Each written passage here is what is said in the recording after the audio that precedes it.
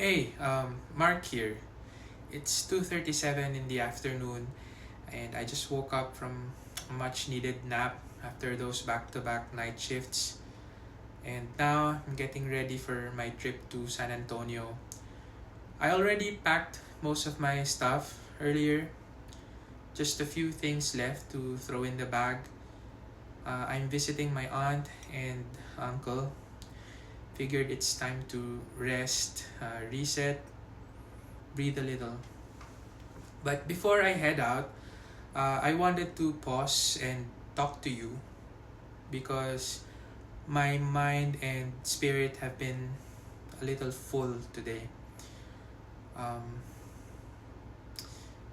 you ever wake up from sleep and feel like you're in between gears? Like you should be excited. Um, you've got a break coming, a trip ahead, but emotionally, you're still catching up. Well, that's me right now. Earlier today, our team got a general email from leadership.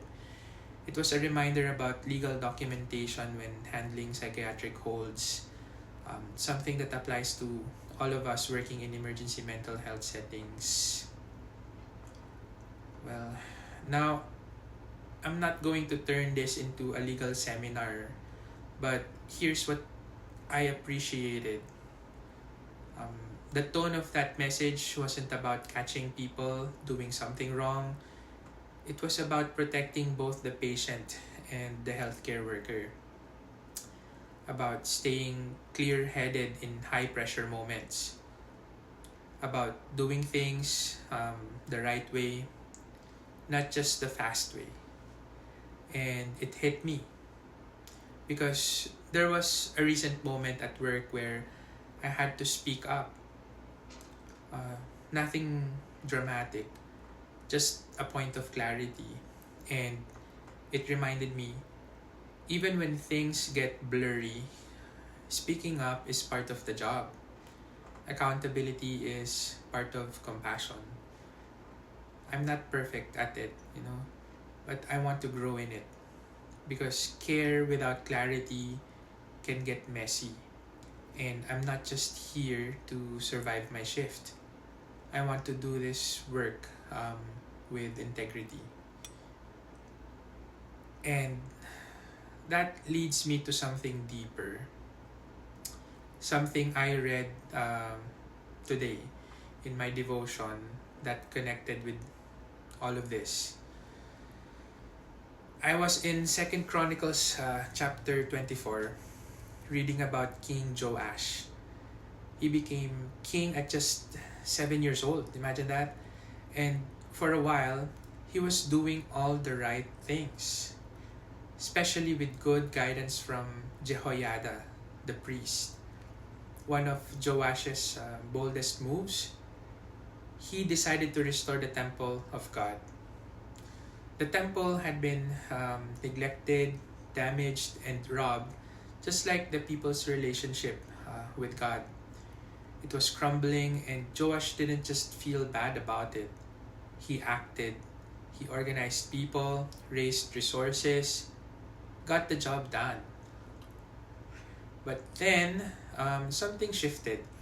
After Jehoiada died, Jehoiada started listening to the wrong voices. He let idolatry creep in. He silenced truth tellers. He forgot who he was. And the same man who once rebuilt the temple walked away from the God who lived in it. And that hit me hard because I've been there, and maybe you have too. Started strong, focused, passionate, obedient, then life piles up, fatigue sets in, and you start, drifting. And before you know it, the fire that once drove you has turned to smoke. But here's what I love about the God we serve. He doesn't walk away from broken things. He restores them.